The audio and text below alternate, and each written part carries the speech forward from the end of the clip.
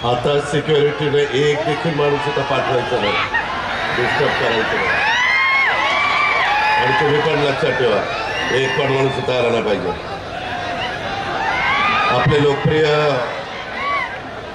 उपमुख्यमंत्री देवेंद्रजी फडणवीस, आमचे पालकमंत्री सुरेश भाऊ काळे, विनय कोरे, सदाशिवराव खोत, उमेदवार संजय काका पाटील, सुधीर गाडगे, गोपीचंद पडळकर, राजेंद्र देशमुख, दिनकरराव पाटील, नितीन शिंदे, भगवानराव अप्पा साळुंखे, इद्रिस नायकवाडी, वैभव पाटील, पद्माकर जगदाळे, जमील बागवान, राधिका हरगे, सुहास बाबर, विष्णू माने, दिग्विजय सूर्यवंशी, वीरेंद्र थोरात, उपस्थित असणारे सर्वच मान्यवर, विशेषतः महायुतीच्या सगळे पक्षाचे कार्यकर्ते, पदाधिकारी, माझ्या सांगली लोकसभा मतदारसंघात संजय काकाला पाठिंबा देण्याच्या करता, त्यांचा फॉर्म भरण्याच्या करता आलेले सगळे जीवाभावाचे सहकारी, पत्रकार मित्र आणि माझ्या तरुण मित्रांनो, थोडासा नाही, चांगलाच यायला वेळ लागला, त्याच्याबद्दल दिलगिरी व्यक्त करतो. सकाळी बारामती लोकसभा मतदारसंघाचा फॉर्म आम्हाला भरायचा होता, तो भरला. दुपारी आम्हाला उदयनराजे भोसलेंचा सातारचा फॉर्म भरायचा होता आणि त्याच्यानंतर सांगलीच्या परिसरामध्ये मिळाले. प्रचंड संख्येने गेले कित्येक तास आपण इथं उपस्थित राहिला, त्याबद्दल मी आपल्या तमाम सांगलीकरांचं मनापासून स्वागत पण करतो आणि आभार पण मानतो. मित्रांनो, कुठली निवडणूक म्हणल्यानंतर पहिल्यांदा तुम्ही एक गोष्ट लक्षात घ्या, ही काही कुठल्या गावकीची किंवा भावकीची निवडणूक नाहीये. हे देशाचा कारभार, 140 कोटी जनतेचा कारभार उद्याच्या 5 वर्षाच्या करता कोणाच्या हातामध्ये द्यायचा आहे, हा महत्वाचा निर्णय आपल्या शिवशाहू फुले आंबेडकरांच्या महाराष्ट्रातल्या 48 लोकसभा मतदारसंघात घेतला जाणार आहे आणि देशातल्या एकूण 543 लोकसभा मतदारसंघात घेतला जाणार आहे. पहिल्या टप्प्याचं मतदान उद्याच्या 19 तारखेला पण आपले उपमुख्यमंत्री नागपूरला मतदान करणार आहेत. तो पहिला टप्पा संपल्यानंतर आपण तिसऱ्या टप्प्यामध्ये, आपलं मतदान 7 तारखेला सकाळी 7 ते संध्याकाळी 6 आहे. भरपूर 11 तासाचा वेळ आहे, परंतु उन्हाची पण तीव्रता आहे. त्याच्यामुळं कार्यकर्त्यांनी अजिबात गाफील राहू नका. त्याच्यामध्ये मतदारांना बाहेर आणून त्याचा कमळाच्या चिन्हाच्या शेजारी बटन कसं ते दाबेल याकरता आपल्याला प्रयत्न करायचा आहे. तुमच्या समोर अनेक उमेदवार उभे आहेत. तुम्ही म्हणाल की इथंच का मत करायचंय. गेले 10 वर्ष या देशाचं पंतप्रधान पद अतिशय चांगल्या प्रकारे, अतिशय तडफदारपणे, अतिशय चांगल्या प्रकारचं विजन ठेवून स्वतः पंतप्रधान नरेंद्र मोदी साहेबांनी सांभाळलेलं आहे. फक्त भारत देशातले मतदार किंवा जनता त्यांच्यावर खुश नाही. परदेशामध्ये कुठल्याही देशात गेले तर प्रचंड उत्साहाने त्यांचं स्वागत केले जातं. जगाच्या पाठीवर मोदी साहेब पंतप्रधान झाल्यापासून तुमच्या माझ्या देशाची शान वाढलेली आहे. देशाकडे बघण्याचा दृष्टिकोन जगातल्या सर्व देशांचा बदललेला. मगाशी सांगितलं तसं आपण जगात 5व्या क्रमांकावर अर्थव्यवस्थेच्या बाबतीमध्ये, आपल्याला आता 3ऱ्या क्रमांकावर जायचं आहे.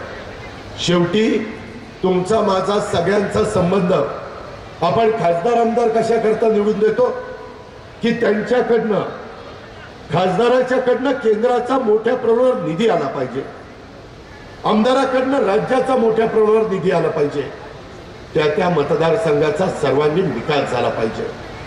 आज आपला एकेकाळी तुमचा माझा जत असेल, तासगाव असेल, कवठेमंकाळ असेल, पलूस कडेगाव असेल, आटपाडी खानापूर असेल, सगळे दुष्काळी भाग, वर्षानुवर्ष कुसळाशिवाय काही उगवत नव्हतं. परंतु तिथं टेंबू, ताकारी, म्हैसाळ हे पाणी फिरलं आणि त्याच्यात संपूर्ण चित्र बदलायला सुरुवात झाली. परंतु काही गोष्टी राहिल्या, त्या पूर्ण करण्याच्या करता संजय काकांनी जीवाचं रान केलं. बाकीचे सगळे कार्यकर्ते झटत होते, महायुतीचा सगळे आमचे घटक झटत होते. मित्रांनो, त्याच्यामध्ये खानापूर, तासगाव, कवठेमंकाळ, आटपाडी, खटाव, मान, जत, सांगोला ह्या सगळ्याचे मिळून 109 गावं आपण त्याच्यामध्ये ऍड केली. 1,00,000 एकराला पाणी त्या ठिकाणी आपण देतोय. 8 TMC पाणी आपण त्या ठिकाणी देतोय. एवढं मोठं काम आज आपल्या शेतकऱ्यांच्या करता, समाजाच्या करता करतोय. उद्या माझ्या शेतकऱ्याकडं 2 पैसे आले तर सांगलीची बाजारपेठ, मिरजची बाजारपेठ तिथं चांगल्या पद्धतीने उलाढाल होती. व्यापारी वर्ग समाधानी होतो आणि म्हणून शेतमजूर समाधानी होतो. त्याकरता ही कामं करावी लागतात. त्याचा उल्लेख मगाशी सुरेशराव खाडेंनी केला. आज किती दिवस झाले, किती महिने झाले त्या बाबतीमध्ये आपली म्हैसाळ चालू आहे. लाईट बिल तुम्हाला भरावं लागतं का? टंचाईचं निमित्त करून आम्ही लाईट बिल भरतो. माझ्या शेतकऱ्याला त्रास होऊ नये. आता तर एकनाथराव शिंदे, देवेंद्र फडणवीस, मी आणि आमचा असणारा मंत्रिमंडळ आम्ही आता एक निर्णय घेतला की टप्प्याटप्प्याने टेंभू, ताकारी, म्हैसाळ, पुरंदर, जनाई, शिरसाई, विष्णुपुरी, माझं तिकडचं असणारं जे काठापूर, तारडी या सगळ्या योजना आम्ही सूर्यावर सोलर पॅनल बसून त्या ठिकाणी चालणार. तुम्हाला विजेचं बिल भरण्याचा आता प्रश्नच येणार नाही पुढं. त्याकरता करोडो रुपये लागले तरी चालतील. परंतु यंदाच्या अर्थसंकल्पामध्ये आम्ही तो निर्णय घेतलेला आहे. टप्प्याटप्प्याने एक एक योजना पूर्णपणे सूर्यप्रकाश उगवला की त्या बाबतीमध्ये आपलं वीज तयार होणार, मावळाकी बंद होणार. पण रात्री देखील आपण जे ऊर्जा मंत्री देवेंद्र फडणवीस यांच्याकडनं वीज घेणार आहे आणि ती विजेची भरपाई सोलर मधनं आपण त्यांना देणार आहोत. ह्या पद्धतीचा कार्यक्रम दिलाय. कुणी दिलाय? महायुती सरकारने दिलाय. त्या संदर्भामध्ये मध्ये आमच्या लक्षात आलं नाही. MWRRनी त्याच्यामध्ये आमच्या शेतकऱ्यांचे पाणीपट्टीचे दर 10पट वाढवले. मीटिंग मध्ये कॅबिनेटला आम्ही बसलो आणि आमच्या लक्षात आलं. ताबडतोब मुख्यमंत्री आणि दोन्ही उपमुख्यमंत्री सगळ्यांनी निर्णय घेतला. पहिले दर होते तेच ठेवायचे, 10 पट वरचं बंद करायचं आणि जुने दर तुमच्या शेतकऱ्यांना, आपल्या सगळ्या महाराष्ट्रातल्या शेतकऱ्यांना आपण लावले. मधल्या काळामध्ये असंच घडलं की वर्ष संपल्यानंतर विजेचा जे बिल येत होतं त्याच्यामध्ये वाढ झाली. शेतकरी त्या ठिकाणी नाराज झाले. आमच्याकडे तक्रार आली. आम्ही 750 कोटी रुपये बजेटमधनं महावितरणला दिले आणि त्यांना सांगितलं की पूर्वीसारखं वीज बिल आम्हाला त्या उपसा सिंचन योजनेला लावायचं. हे शेतकऱ्यांचं सरकार आहे. केंद्र सरकारमधले नरेंद्र मोदी साहेब सगळ्या जाती धर्माला मदत करतात, सगळ्या घटकाला मदत करतात, समाजातल्या शेवटच्या माणसाला मदत करतात. त्यावेळेस माझ्या बळीराजाला तर आम्ही अधिक चांगल्या पद्धतीनं मदत करण्याचा प्रयत्न त्या ठिकाणी करत असतो. मित्रांनो, तुम्हाला माहिती नाही, मी अनेक वर्ष त्या संदर्भामध्ये सहकारामध्ये काम करणारा कार्यकर्ता. सांगली जिल्ह्यामध्ये देखील सहकार रुजलेला आहे. इथं विनय कोरे, बाकीचे माझे सहकारी आहेत. आम्ही साखर कारखान्यामध्ये कधी कधी जास्त भाव चांगला मिळायचा आणि नंतर केंद्र सरकारने इन्कम टॅक्स लावला. सदाशिवराव खोत, तुम्हाला माहिती आहे, तुम्ही शेतकऱ्यांचे नेते आहात, आणि तो इन्कम टॅक्स वाढत गेला. सांगलीकरांनो, जवळपास 20 वर्ष मी ए के अँथोनी असतील, पी चिदंबरम असतील, त्याच्या संदर्भात प्रणव मुखर्जी असतील, जे अर्थमंत्री झाले त्यांच्याकडे आम्ही गेलो. अर्थमंत्री थांबवायचे, पण ती टांगती डोक्यावरची तलवार माझ्या भारतातल्या ऊस उत्पादक शेतकऱ्याची कुणी काढली नाही. आकडा 10,000 कोटीचा, व्याज 15,000 कोटी, 25,000 कोटीला गेलं. जर इन्कम टॅक्सनी खातीशीच केली असती तर कारखान्याची राख रांगोळी झाली असती. केंद्रामध्ये नरेंद्र मोदी साहेबांचं आणि अमित भाईंचं सरकार आलं. अमित भाईंच्याकडं देवेंद्रजी, हर्षवर्धनजी, राधाकृष्णजी, अनेक ज्यांना ह्या प्रश्नाची जाण आहे ते गेले. अमित भाईंना विषय माहिती होता, कारण गुजरातच्या पण लोकांच्या डोक्यावर तलवार होती. त्यांनी सांगितलं मी लक्ष घालतो. नुसतं लक्ष घातलं नाही, 20-25 वर्ष काँग्रेसच्या राजवटीमध्ये जे आपल्याला काढून टाकता आलं नाही ते नरेंद्र मोदी साहेबांनी आणि अमित शहानी 15,000 कोटीचं व्याज माफ केलं आणि 10,000 कोटीचं मुद्दल देखील माफ करून टाकलं. हे ऊस उत्पादक शेतकऱ्यांना मदत नाही, दिलासा नाही. दर उतरायचे माझ्या साखरेचे, कधी कधी 17 रुपये, 20 रुपये, 22 रुपये विनय आपण साखर विकली. आता साखर 31 रुपयाच्या खाली विकायची नाही अशा प्रकारचे आदेश आहे. आता साखरेचे भाव 3500-3600 रुपये आहेत का, तर माझ्या शेतकऱ्याला पैसे मिळावे. मित्रांनो, त्याच्यामध्ये पुन्हा अमित भाईंच्या कानावर घातलं की अमित भाई आता हे टॅक्स माफ झाला, तुम्ही निर्णय घेतला, आमचं भलं झालं, परंतु इथून पुढं FRP पेक्षा जास्त दर जर कुठल्या कारखान्यांनी दिला तर वरचे पैसे इन्कम टॅक्स त्याला लागणार. माझ्या इथला बारामतीचा माळेगाव आणि सोमेश्वर कारखाना माझ्या FRP पेक्षा मी 450 रुपये टनाला जास्त दिले आणि दुसऱ्या कारखान्यात 500 रुपये FRP पेक्षा जास्त दिले. अमित भाई म्हणले ह्याच्यातनं मार्ग काढू. त्यांनी सांगितलं FRP पेक्षा जास्त दर दिला आणि त्या कारखान्यांनी कर्ज न काढता असणाऱ्या शिल्लकीतनं जास्तीचा दर दिला तर साखर आयुक्तांना दाखवायचं, साखर आयुक्तांनी तपासायचं, योग्य असेल तर त्यांनी त्या ठिकाणी परवानगी द्यायची, त्याला इन्कम टॅक्स लागणार नाही.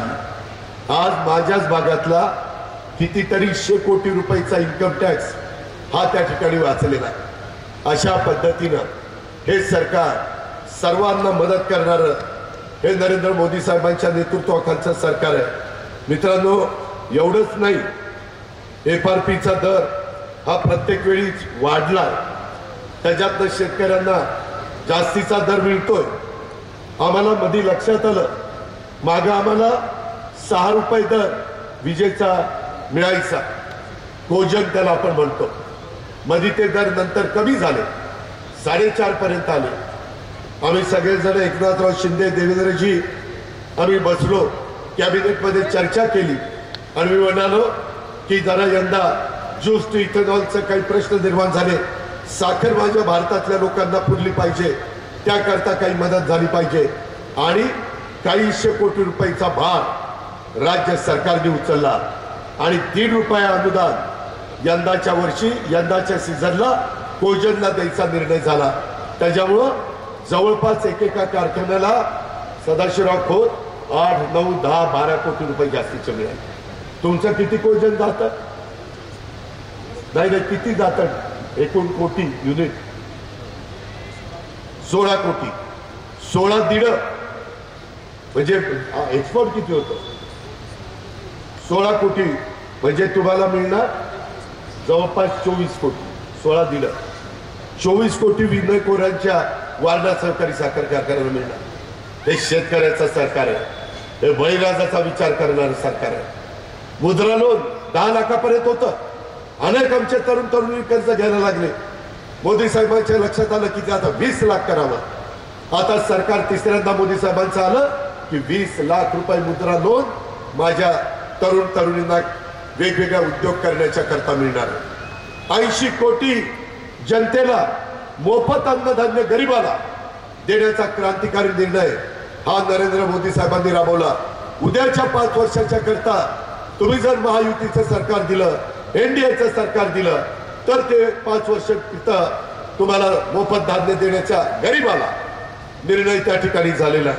मित्रांनो, अशा पद्धतीनं अनेक गोष्टी आपण त्या बाबतीमध्ये करतोय आणि हे करत असताना त्याच्यामध्ये माझ्या जिल्ह्यात भाग की जिथं कुसळ देखील उगत नव्हतं, काही ठिकाणी द्राक्षाच्या बागा होत्या, डाळिंबाच्या बागा होत्या, लोक टँकरनी पाणी घालायचे, परंतु आता तिथं सगळं हिरवगार शिवार आपल्याला पाहायला मिळतंय. उद्याही 1 लाख एकरावर पुन्हा पाणी देण्याचा आमचा सगळ्यांचा मानस आहे. त्याकरता संजय काकाच्या कमळाच्या चिन्हाच्या शेजारचं बटन दाबायचंय. समोरचे लोक काही करू शकत नाही. खिचडी झालेली आहे. तुम्हाला सांगतो, मागे देखील असंच जनता पक्ष निघालेला होता. कुणी पंतप्रधान व्हायचं, 1 वर्ष 2 वर्ष 6 महिने 4 महिने अशा पद्धतीची सरकार टिकली. 140 कोटीचा कारभार 5 वर्षाच्या करता स्थिर सरकार पाहिजे. म्हणून माझी विनंती आहे, गाव पातळीवरच्या, तालुका पातळीवरच्या, ग्रामपंचायत, जिल्हा परिषद, तालुका पंचायत, नगरपालिका, महानगरपालिकेच्या किंवा साखर कारखाने, खनिज विक्री संघ, मार्केट कमिटी, दूध संघ या निवडणुकीमध्ये काही झालं असेल, भांड्याला भांडं लागलं असेल, आपण एकमेकाच्या विरोधामध्ये लढलो असो, परंतु आता देश डोळ्यासमोर आणायचा, भारत डोळ्यासमोर आणायचा. आणि भारताकरता, त्या देशाच्या 140 कोटी जनतेच्या करता आपण महायुतीचे उमेदवार ज्या ज्या भागामध्ये उभे आहेत त्यांना निवडून द्यायचं आहे. जसा ऊसाचा धंदा माझ्या या भागामध्ये महत्वाचा आहे, तसा दुधाचा धंदा. आम्हाला खासदार आमदार सांगायला लागले, दर कमी झाले. आम्ही एकत्र बसलो, लिटरला 5 रुपये अनुदान. सदाशिवराव, तुमची पण मागणी होती, आमची महायुतीच्या सगळ्या घटक पक्षांची मागणी होती. आज आम्ही 5 रुपये जास्त देतोय. का तर माझ्या दूध उत्पादक शेतकऱ्याला परवडावं, त्याला त्या ठिकाणी अडचण येऊ नये. या पद्धतीचा कारभार आज देश पातळीवर पण चाललेला आहे, राज्य पातळीवर पण चाललेला आहे. परंतु त्याच्याकरता उद्याच्या 7 तारखेला तुमच्या पवित्र मताची गरज आम्हाला पाहिजे, संजय काकाला पाहिजे. त्याच्यामध्ये त्यांच्या कमळ चिन्हाच्या शेजारचं बटन दाबायचं आहे. ठीक आहे, वेगवेगळ्या भागामध्ये अनेक प्रकारे वाद आहेत, परंतु ते वाद आता देशाच्या निवडणुकीच्या निमित्तानं उद्या नवीन पिढीचं भवितव्य ठरवणारी ही निवडणूक आहे. त्याकरता तमाम माझ्या सांगलीकरांना माझ्या आग्रहाची, नम्रतेची, कळकळीची विनंती आहे. मागच्या काळामध्ये ज्यांनी साखर कारखाने चांगले काढले, वसंतदादांनी चांगले कारखाने काढले, वाटोळ कुणी केलं? कुणी केलं? आज दुसऱ्याला चालवायला कारखाने देतात. अरे तुमच्यामध्ये धमक नाही साखर कारखाना चालवायची? आम्ही साखर कारखाने चांगले चालून दाखवतो. अशा पद्धतीनं काय केलंय? बँकांचं काय केलं? काय परिस्थिती आहे? आज इथं एवढी आर्थिक सुबत्ता होती. आम्ही सगळे सांगलीचं उदाहरण द्यायचो. सगळ्यात मोठा आमच्या महाराष्ट्रातला शेतकरी सहकारी साखर कारखाना नंतर वसंतदादा सहकारी साखर कारखाना म्हणून ओळखला गेला. परंतु ते आता कोणतरी दारू आहे आणि तो दारू तो कारखाना चालवतो आणि आम्ही ते तोंडाकडे बघतो. अरे माणसं, ही तुमची परिस्थिती. तुम्हाला कारखाना चालवतो येत नाही आणि खासदार व्हायला निघाला. त्याचा कुठेतरी विचार करा. नुसता आरडाओरडा करू नका. 7 तारखेपर्यंत हा टेम्पो टिकला पाहिजे. आणि महायुतीचे उमेदवार या नात्याने संजय काकांना दुसऱ्यांदा नरेंद्र मोदींना पाठिंबा देण्याच्या करता आपण पाठवलं पाहिजे. एवढीच आग्रहाची, नम्रतेची, कळकळीची विनंती करतो आणि आपली रजा घेतो. जय हिंद, जय भारत.